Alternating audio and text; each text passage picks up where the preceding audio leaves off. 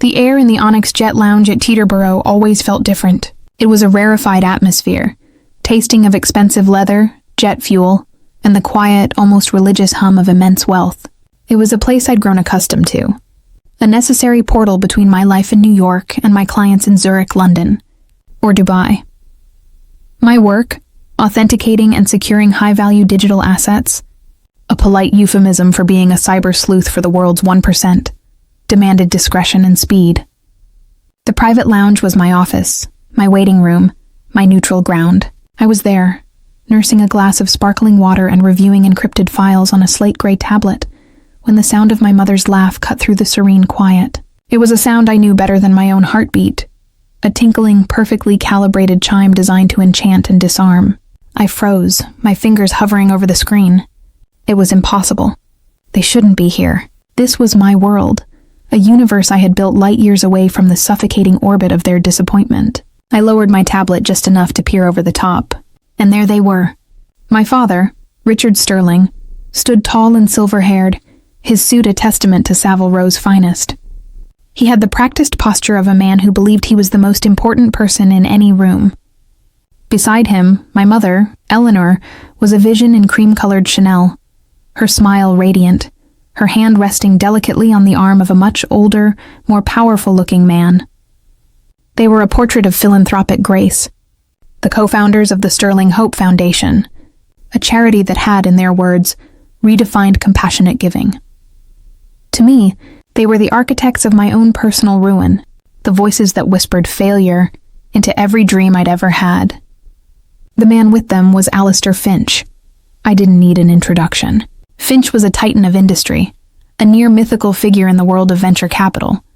His investments could create or destroy markets. He was also, as I knew from industry chatter, the Sterling Hope Foundation's most significant patron, their whale. Seeing them here, fawning over him, felt like watching a nature documentary about elegant predators stalking their prey. A bitter metallic taste filled my mouth. For 20 years they had told me I was not enough. Not smart enough for the Ivy League schools my father favored. Not graceful enough for the society circles my mother navigated. My passion for coding and digital forensics was a strange, unsociable hobby. My first startup, a promising cybersecurity venture I'd poured my soul into, had mysteriously imploded after a key investor pulled out. An investor my father had introduced me to. They had offered their condolences with practiced pity, suggesting I find a simpler, more suitable career, perhaps in event planning. They had called me a drifter, a disappointment, a financial drain, even after I had moved out and refused every penny of their money. The narrative they spun for their friends was of a troubled daughter who just couldn't find her way, a source of quiet heartbreak for two such accomplished, generous people. The truth was, I had found my way. I had clawed my way up in a field so niche and so demanding that my parents couldn't even comprehend it. I was ES, a ghost in the machine, the person the ultra-wealthy called when their digital lives were compromised. I made more in a single contract than my father's supposed law practice cleared in a year. I owned a brownstone in the village they knew nothing about, and flew on planes they could only charter with other people's money. This lounge, this life, was mine. It was paid for by my success, not theirs. I watched them, a knot of old anger and fresh dread tightening in my stomach. My father was gesturing expansively, no doubt recounting a fabricated tale of saving a village in some remote country. My mother was laughing again, a little louder this time, ensuring Finch's attention was solely on her. I wanted to disappear, to simply walk out, board my flight, and pretend this never happened. But my flight to Geneva wasn't for another hour, and my corner table, usually a sanctuary of anonymity, suddenly felt like a spotlighted stage. I tried to sink lower behind my tablet, pulling the brim of my baseball cap down. It was a futile gesture. Alistair Finch had the kind of sharp, restless eyes that missed nothing. His gaze swept the lounge, a casual, kingly survey of his domain, and for a horrifying second it snagged on me. I saw a flicker of recognition, not for the daughter of Richard and Eleanor Sterling, but for something else. My heart hammered against my ribs. We had never met, but we had a mutual, very private client in the art world. My pseudonym, E.S., and my reputation for absolute discretion were well known in his circles. He wouldn't know my face, but he might recognize the custom, high-security tablet I was using, It was a piece of proprietary tech, and only a handful of people in the world had one. He murmured something to my mother, his eyes still on me. Eleanor's smile faltered. She followed his gaze, and her perfectly made-up face went rigid. The color drained from her cheeks, replaced by a blotchy, panicked red she quickly tried to conceal. She whispered something to my father, a frantic, urgent hiss. Richard turned and his jovial mask dropped. For a moment I saw him as he truly was, not a pillar of the community, but a cornered animal. Fear, pure and undisguised, flashed in his eyes before being replaced by a thunderous scowl. This was not part of their plan. The failure was not supposed to be in the VIP lounge. The disappointment was not supposed to look comfortable and at ease in the heart of their curated world. The predictable script of our dysfunctional family drama had just been thrown into chaos. Alistair Finch, oblivious to the silent implosion happening beside him, detached himself from my parents and started walking towards me. Each step he took was a drumbeat of doom. My parents scurried after him, their faces a frantic ballet of forced smiles and barely concealed panic. "Excuse me?" Finch's voice was a low, pleasant baritone, but it carried the easy authority of a man who never had to raise it.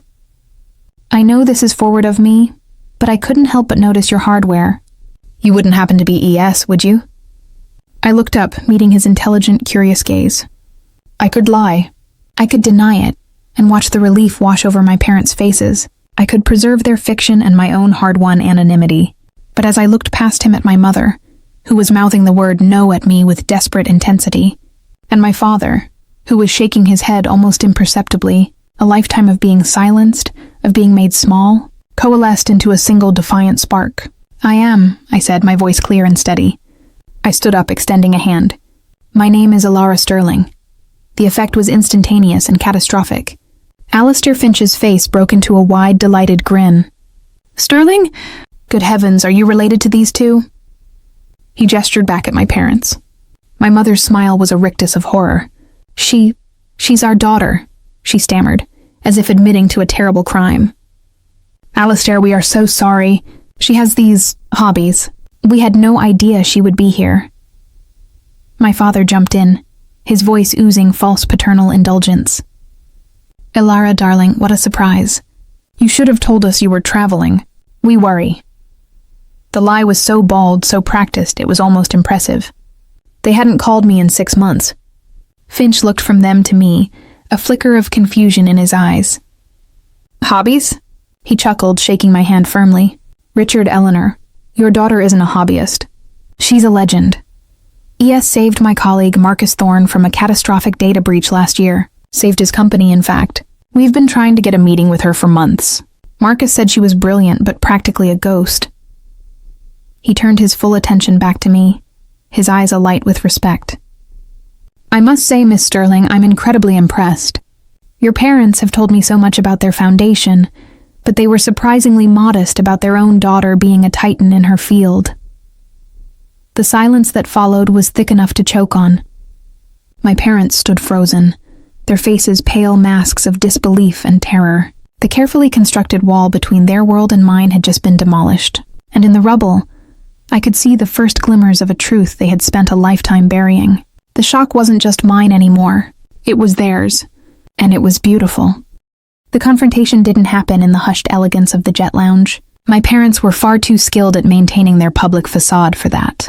They endured the rest of the encounter with Alistair Finch through sheer white-knuckled will. They smiled, they nodded, they even managed a few strangled sentences of pride, claiming they simply wanted me to make my own way without the pressure of their name. It was a masterful performance of improvised damage control. Alistair, bless his unsuspecting heart, bought every word. He insisted I join them for a drink, and for 20 agonizing minutes, I sat there while he praised my work, and my parents agreed, their eyes burning holes into me. The injustice of it was a physical weight, pressing down on my chest, making it hard to breathe. They were taking credit, however obliquely, for the very success they had tried to strangle in its cradle. The moment Alistair's flight was called, the charade ended. "My apartment."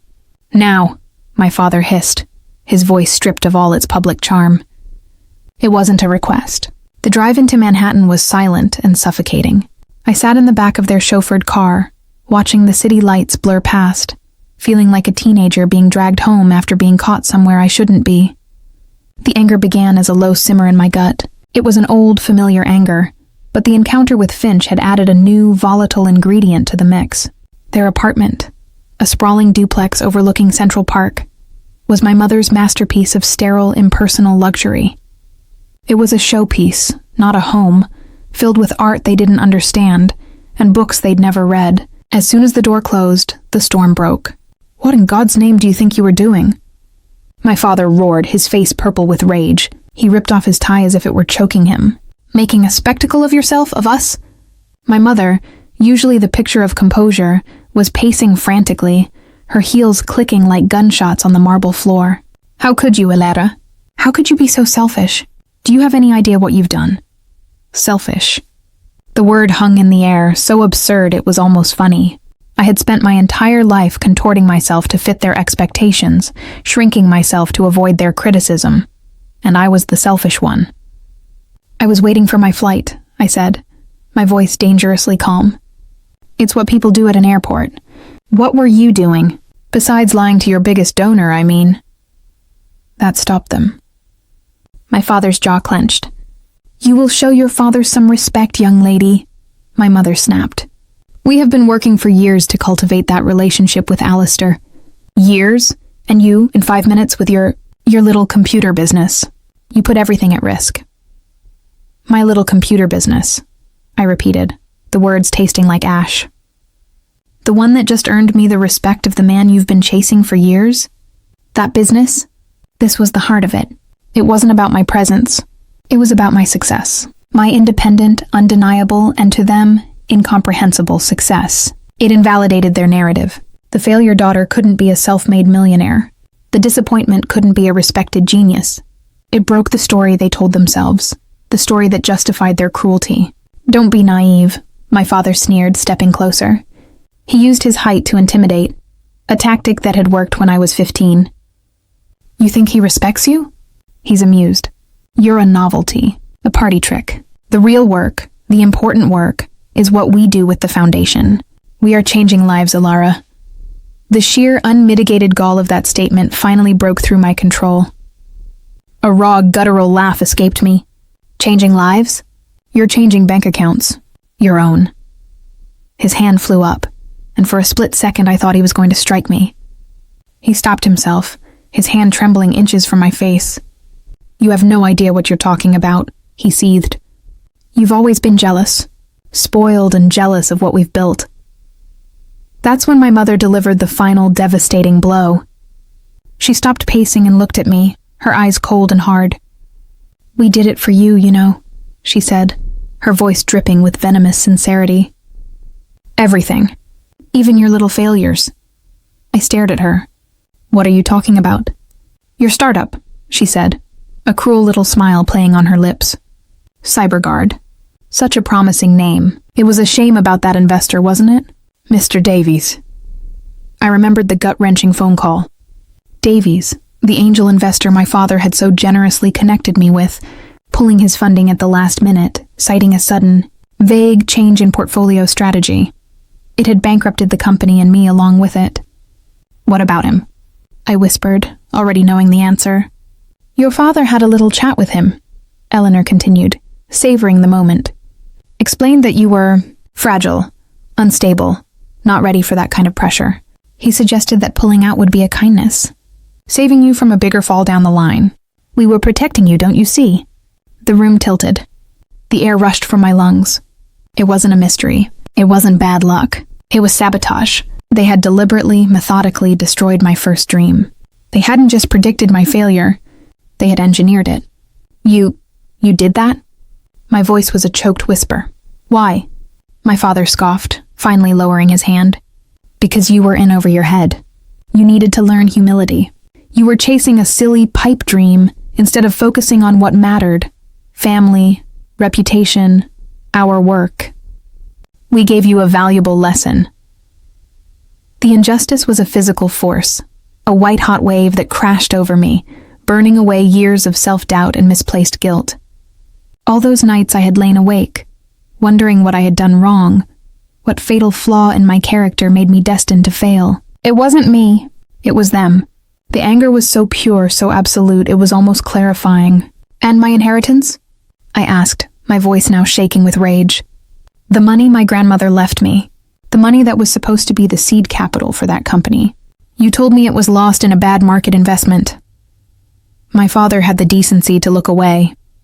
My mother, however, met my gaze without flinching. That money wasn't lost.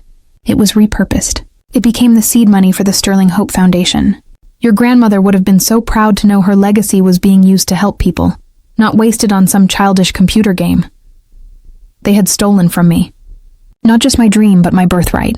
They had taken my grandmother's legacy, a woman who had been my only true supporter, and twisted it into a monument to their own greed. They had built their glittering empire of lies on the foundations of my stolen future. You're monsters, I breathed, the words feeling inadequate. You're criminals. Don't be dramatic, my father snapped, regaining his composure. Now listen to me very carefully, Alara. You're going to forget this conversation. You will not speak to Alistair Finch again unless we are present. You will downplay your business, refer to it as a consultancy, a side project. You will not, under any circumstances, disrupt the work of the Foundation. Is that clear? And why would I do that? I challenged, feeling a reckless strength born of pure fury. Why wouldn't I go to Alistair right now and tell him exactly what you are? My mother laughed, a short, ugly sound. Because, you foolish girl, you have no proof. It's the word of a resentful, unstable daughter against two respected philanthropists. Who do you think he'll believe? And besides, you wouldn't want to embarrass him, would you? The great Alistair Finch, duped for years by a simple charity scam? It would destroy his reputation. You claim to respect him. Ruining him is a strange way to show it. You'll say nothing because you are trapped. As you've always been. She was right. It was their word against mine, and they had spent decades crafting their narrative, while I had spent that time in the shadows. To the world, they were saints. I was the family secret.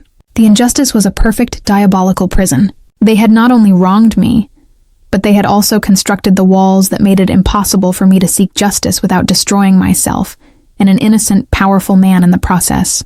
I stood there in their palace of stolen dreams, drowning in a righteous anger so profound it felt like it could split the world in two.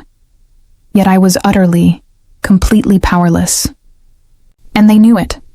The smug, triumphant looks on their faces were the final twist of the knife. They hadn't just won. They were relishing it. The days that followed were a gray, featureless fog of rage and helplessness. I went through the motions of my life, canceling my trip to Geneva, holing up in my brownstone, the silence of the house amplifying the screaming in my head. My parents' confession played on a loop, each word a fresh cut. They had engineered my rock bottom. They had built their pedestal on my back. The sheer injustice of it all was a paralytic. My mother's final words echoed constantly. You'll say nothing because you are trapped. She was right. What proof did I have? A 20-year-old's grief over a failed startup? A vague memory of a trust fund that had been lost in the market? Against them, with their army of lawyers, their pristine public image, and their powerful friends, I was nothing. My anger had no outlet, so it turned inward, curdling into the old familiar shame. Maybe they were right. Maybe I was foolish, naive, destined to be outmaneuvered by them at every turn. I stopped answering my phone. I ignored the encrypted pings from my clients. The digital world I had mastered felt distant and meaningless. What was the point of being a ghost in the machine if, in the real world, I was still just Richard and Eleanor Sterling's failed daughter? Hope arrived not with a cavalry charge, but with a quiet knock on my door a week later. I ignored it at first, but it persisted, gentle but firm. Annoyed, I trudged to the door and looked through the peephole. Standing on my stoop was a teenage girl with bright, intelligent eyes and a determined set to her jaw. She was holding a large, professionally bound report. It took me a moment to place her. It was Lily Finch, Alistair's granddaughter. I'd met her once, briefly, at a tech conference a year ago, where I'd given a keynote speech under my pseudonym. We had talked for a few minutes about quantum encryption. I remembered being impressed by her sharp, inquisitive mind. I opened the door a crack. Can I help you? Lily smiled a little nervously. Hi, you're Alara Sterling, right? Yes? I'm Lily Finch. My grandfather is Alistair. I know who you are, I said, my voice flatter than I intended. How did you find me? My grandpa is persistent, she said. He was really impressed with you, and he asked his security team to find out where you lived. It's a little creepy, I know, but he wanted to send you a formal proposal to be our family's chief digital security consultant. He said you were the only one he'd trust. The irony was a punch to the gut. The man my parents were so desperate to impress was actively seeking me out. I'm not really taking new clients right now, I said, starting to close the door. Please wait, she said, holding up the thick binder. That's not why I'm here. Well, not the only reason. This is... She pushed the binder through the crack in the door. The cover read, The Efficacy of Modern Philanthropy, a case study on the Sterling Hope Foundation. It was her school project. My grandpa was so proud of his work with your parents' foundation that he suggested I use it for my AP Economics final project, she explained, her words tumbling out in a rush. He gave me full access, their annual reports, their promotional materials, everything. But the numbers don't make sense. A jolt went through me, the first real feeling other than despair I'd had in a week. What do you mean? I opened the door wider. Their administrative overhead, she said, flipping open the report on my doorstep. They claim it's only 8%. That's incredible, right? Most big charities run between 15 and 25%. But when I started digging into the public filings and cross-referencing their listed expenditures for their projects in Guatemala, the clean water initiative my grandpa funded, the math is just weird. She pointed to a column of figures. They list logistical costs, transport, local contractors, equipment sourcing, as programmatic expenses, not overhead, which is technically allowed, but the figures are massively inflated. I found the company they used for drilling equipment, Aquapura Solutions. It's a shell corporation registered in the Cayman Islands, and its listed director has the same name as your mother's cousin. The transport company, Andean Logistics, was only incorporated 3 months before the project began and has no other clients. The shipping manifests they filed are vague. It's like they're spending $5 million to dig a well that should cost, at most, $200,000. She looked up at me, her brow furrowed in genuine confusion, not accusation. I'm probably just missing something, right? I'm only 17, but I've run the data 6 different ways. It looks less like a charity and more like a very complicated, very inefficient business. My grandpa would be so angry if he knew his donations weren't being used properly. I don't want to upset him, but I also don't want to hand in a project that feels wrong. I thought since they're your parents, maybe you could explain it to me. I stared at the pages, at the neat charts and highlighted inconsistencies. Lily, in her teenage diligence, had done what I had never thought to do. She had looked at the foundation not through the lens of family trauma, but through the cold, impartial lens of data. And the data told a story. It was a story of shell corporations, inflated invoices, and phantom logistics. It was the skeleton of their crime, laid bare in a high school economics paper. This was it. This was the proof. It wasn't just my word anymore. It was numbers. It was public records. It was a trail. A feeling I hadn't realized I'd lost for so long began to bloom in my chest. Hope. It was fierce and bright, and it burned away the fog. My mother had said I was trapped, but she had underestimated the power of a curious, intelligent girl with a final project and access to the internet. She had underestimated me. You're not missing anything, Lily, I said, my voice thick with emotion. I took the binder from her. You're brilliant. Can you come in? For the next 4 hours, Lily and I sat at my dining room table, a place that had felt like a tomb just that morning. We spread her research out, and I began to apply my own skills. I wasn't just Alara Sterling, the wounded daughter, anymore. I was ES, the digital ghost. I ran the corporate names through my own proprietary databases, peeling back layers of shell companies and offshore accounts. Aquapura Solutions was linked to another company, which was linked to a law firm, which was administered by a man who had been my father's roommate in law school. The money wasn't just being overspent. It was being laundered, funneled back to them through a labyrinthine network of transactions designed to be untraceable. But it wasn't untraceable to me. With every new discovery, every broken encryption, every uncovered link, I felt my power returning. The anger was still there, a white-hot core, but now it wasn't a destructive force. It was fuel. I was taking their greatest weapon, their carefully constructed world of lies and secrets, and turning my own weapons against it.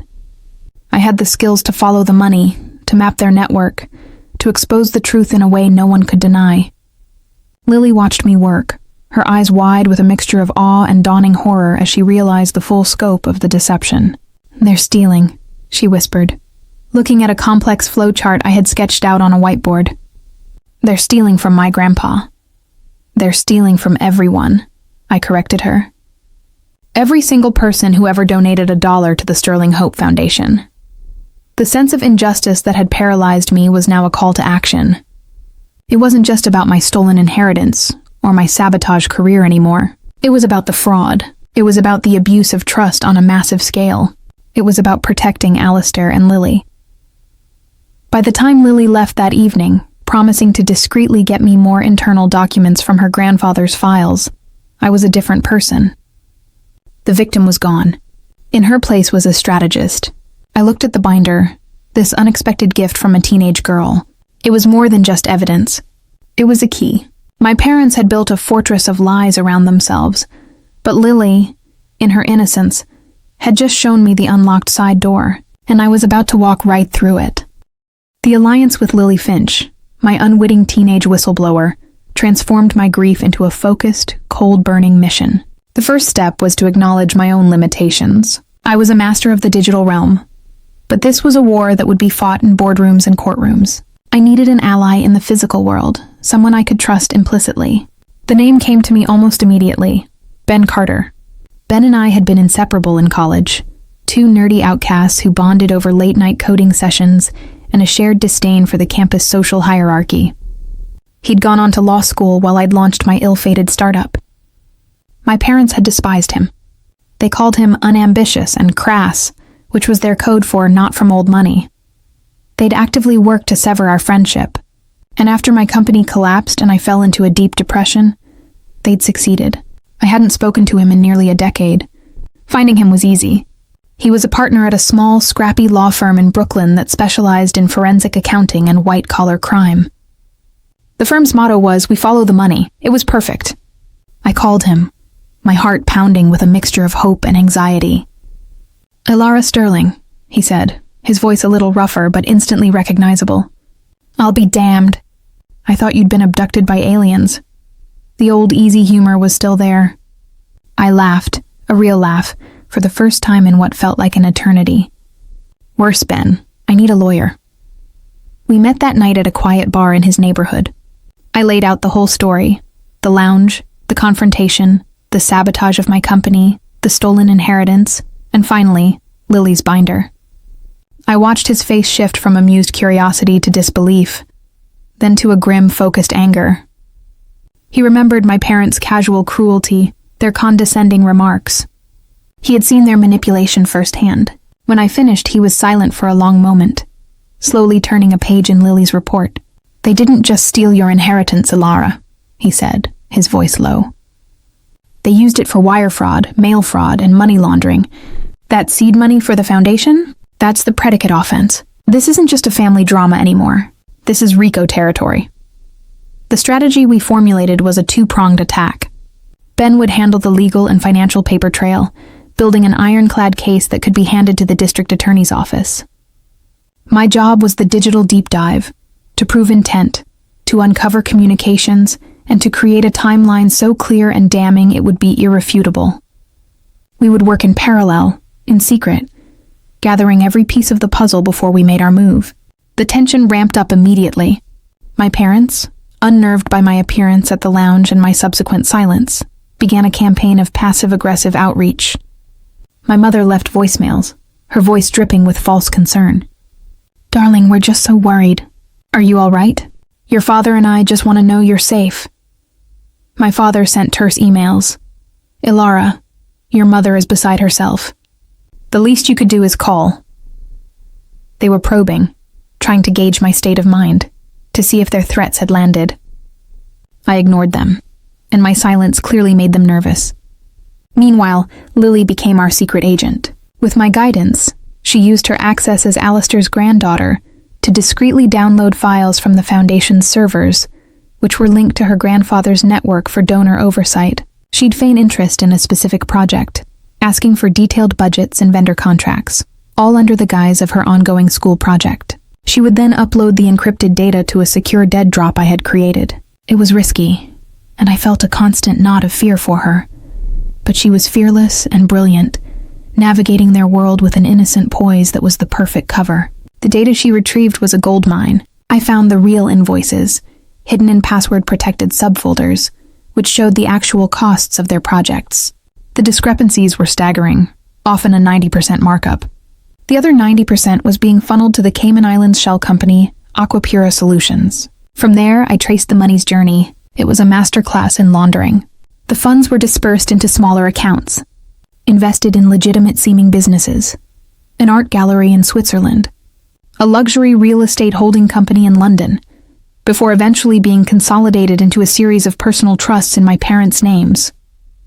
They weren't just skimming, they were siphoning millions. One night I hit the motherlode, buried deep in their personal cloud storage, which I accessed using a security backdoor I'd discovered years ago when my father had condescendingly asked me to fix his email. I found a folder labeled Contingency. It contained scanned copies of emails between my father and Mr. Davies, the investor who had pulled out of my startup. There it was, in black and white. My father's carefully worded concerns about my emotional fragility and lack of business acumen. He'd even attached a doctored report from a therapist I'd seen briefly in college, twisting my words to make me sound unstable. It was a character assassination, a premeditated act of sabotage. Seeing the email, the actual words he had used to destroy my dream, was breathtakingly painful. But it was also the smoking gun. This proved motive. It demonstrated a long-standing pattern of manipulation and deceit. Ben was ecstatic. "This is it, Alara. This ties their personal animus towards you to their financial crimes. A prosecutor will love this. It gives the jury a story they can understand. Greedy parents who crushed their own daughter to fund their lifestyle." As we got closer to having a complete picture, the pressure mounted. My parents escalated their attempts to contact me. One evening, there was a knock on my door. It was my father. My blood ran cold. I watched him on my security camera, his face a mask of paternal concern. He called my name, saying he just wanted to talk. I held my breath, hidden in my own home, feeling like a fugitive. After 10 minutes, he left, but he slipped an envelope under the door. Inside was a single sheet of paper.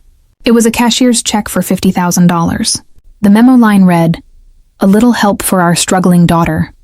It was a threat and a test. They were trying to buy my silence, to re-establish the old dynamic of them as the benevolent providers, and me as the grateful, dependent child. It was a move of supreme arrogance. They still believed they could control me. That was their fatal mistake. The final piece of our strategy was Alistair Finch.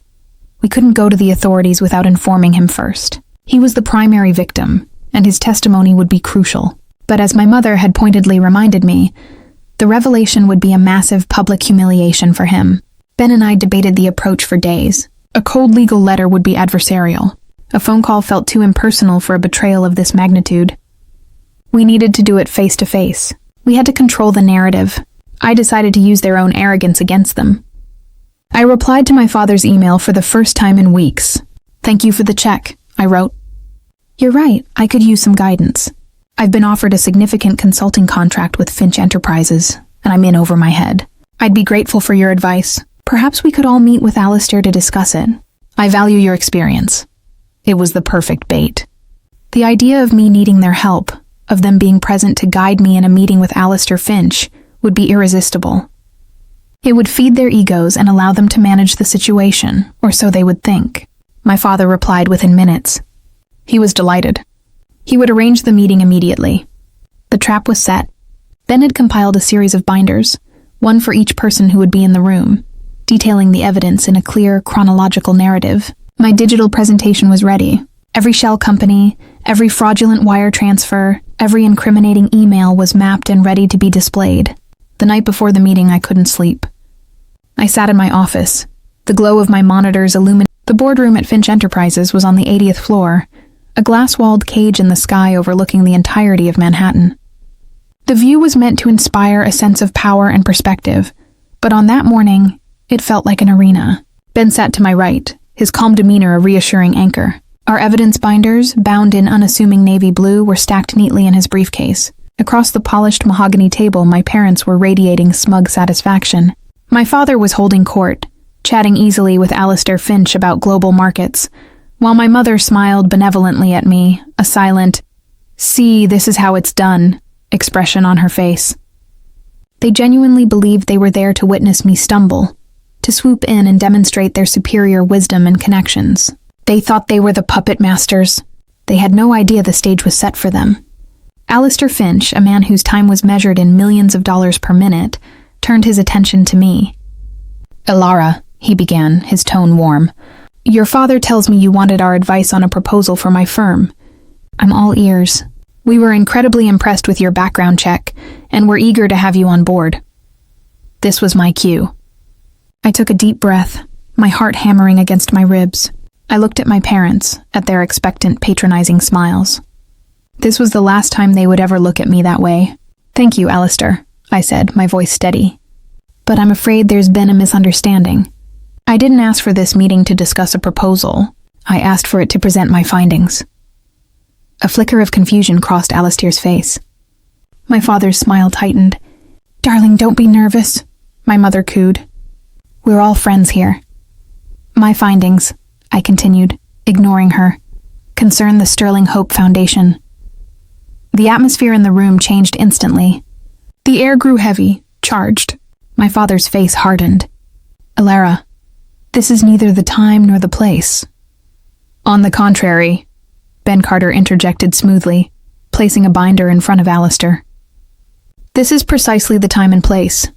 Mr. Finch, my name is Benjamin Carter. I'm Miss Sterling's legal counsel. What she is about to show you is the result of an extensive forensic investigation." He then placed binders in front of my parents. They stared at them as if they were venomous snakes. My father's face was ashen. My mother's hand trembled as she reached for her water glass. I clicked a small remote, and the large screen on the wall, which they had assumed was for a corporate presentation, flickered to life. The first slide was simple: the Sterling Hope Foundation, a forensic analysis. "For the past 8 years, Mr. Finch, you have been the primary benefactor of the foundation, donating over $40 million to its various causes, most notably the Clean Water Initiative in Guatemala," I began, my voice clear and amplified by the room's acoustics. "According to the foundation's reports, 92% of all donations have gone directly to programmatic expenses. However, our investigation shows a significant discrepancy." I clicked to the next slide.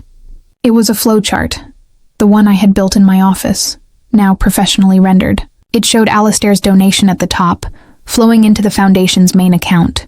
From there, thick red lines branched out to a web of shell corporations: Aqua Pura Solutions, Andean Logistics, and a half-dozen others.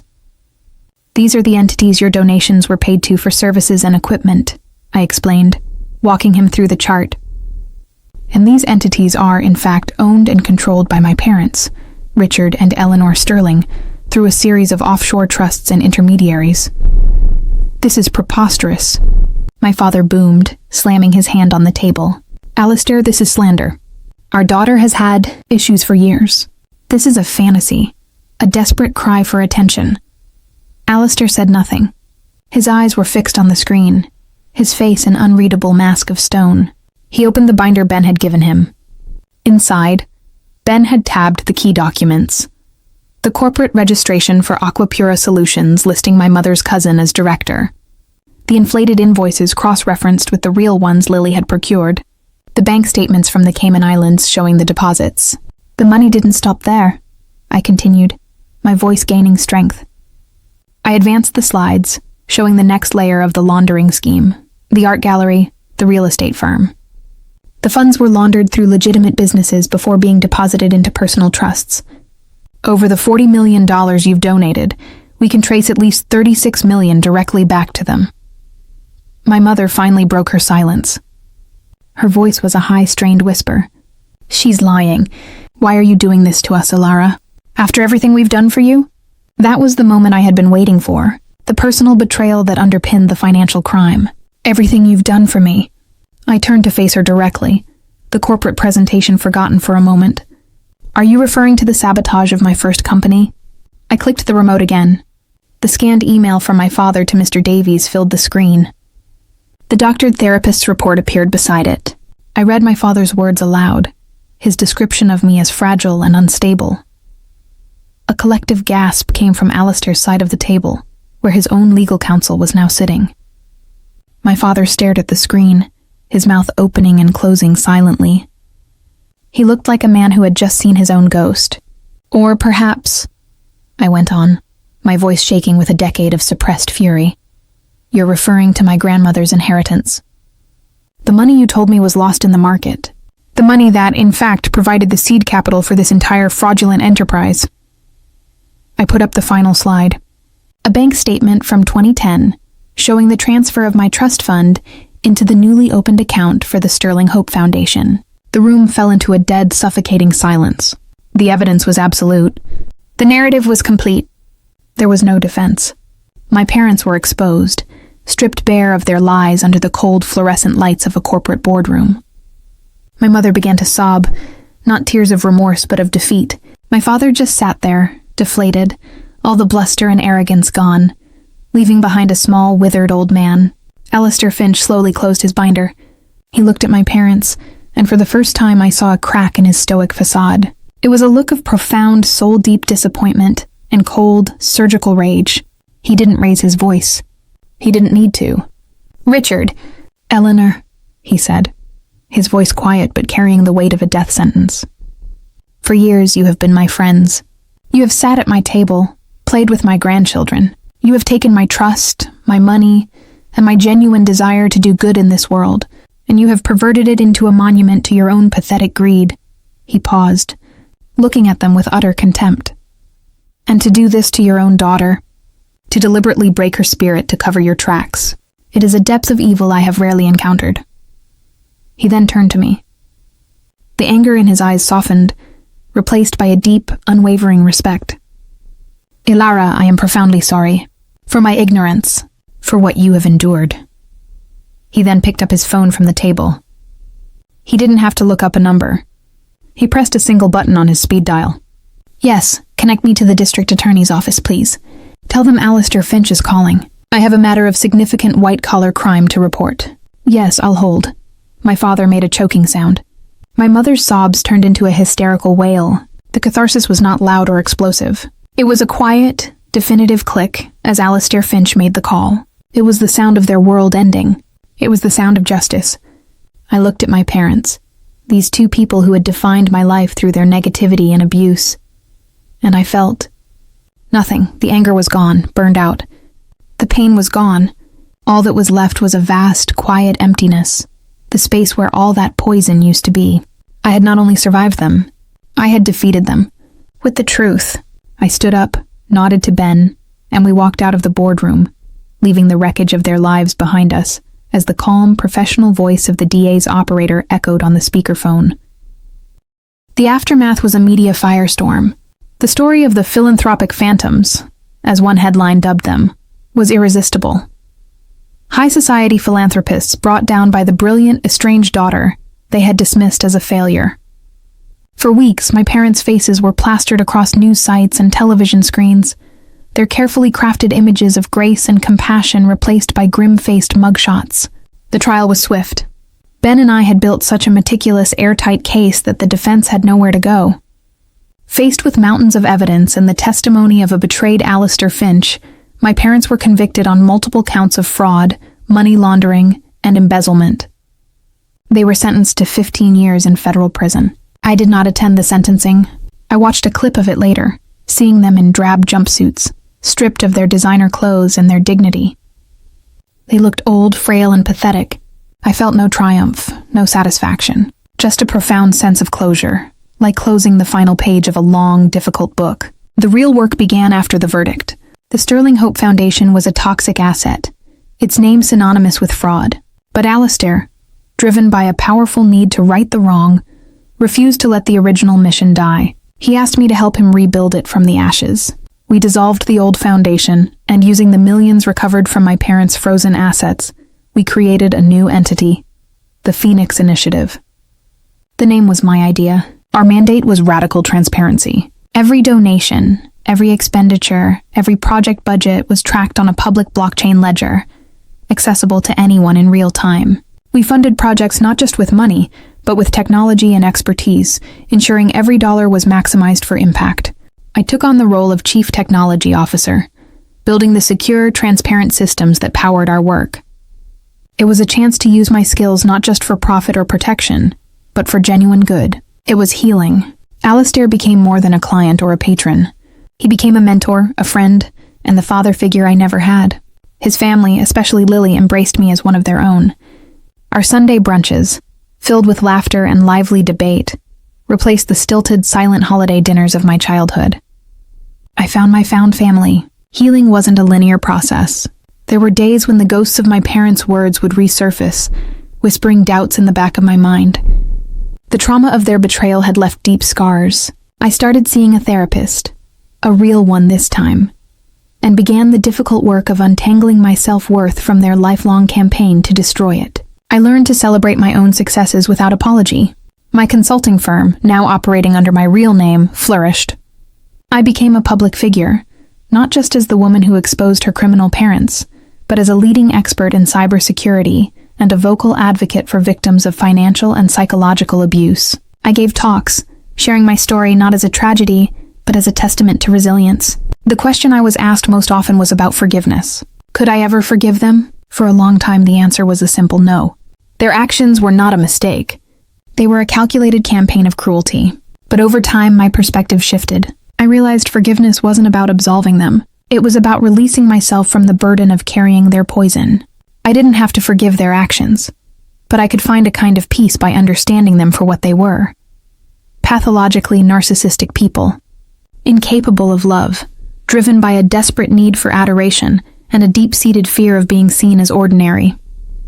Their cruelty wasn't about me, it was about them. That understanding was its own form of liberation. About 2 years after the trial, I received a letter from my mother, sent from prison. It was filled with self-pity and blame, accusing me of destroying the family, of being ungrateful. There was no apology, no remorse, just the same old manipulative narrative. I read it, and for the first time it didn't hurt. It had no power over me. I threw it in the fire and watched it turn to ash. Today my life is full. My work with the Phoenix Initiative has helped thousands, building actual wells in Guatemala, funding schools, and providing disaster relief with unparalleled efficiency. My own company continues to thrive. I am surrounded by people who love and respect me for who I am, not who they want me to be. I still frequent the Onyx Jet Lounge, but the air no longer feels rarefied or foreign. It feels like home. It's a portal to my life. A life I built not just in spite of my parents, but on the foundations of the strength I discovered in defying them. My story began with a lie they told about me, that I was a failure. But their greatest deception was the one they told themselves, that they were powerful. Their power was an illusion, built on secrets and fear. My power, I learned, is real. It is built on truth, on skill, on resilience, and on the quiet, unshakable knowledge of my own worth. For anyone out there who has ever been made to feel small, who has been told they are not enough, my message is this: your worth is not determined by the voices of your abusers. Trust your instincts, hone your skills, build your own world, and know that the truth, no matter how deeply it is buried, has a way of finding its way to the light. You are not the story someone else has written for you. You are the author of your own,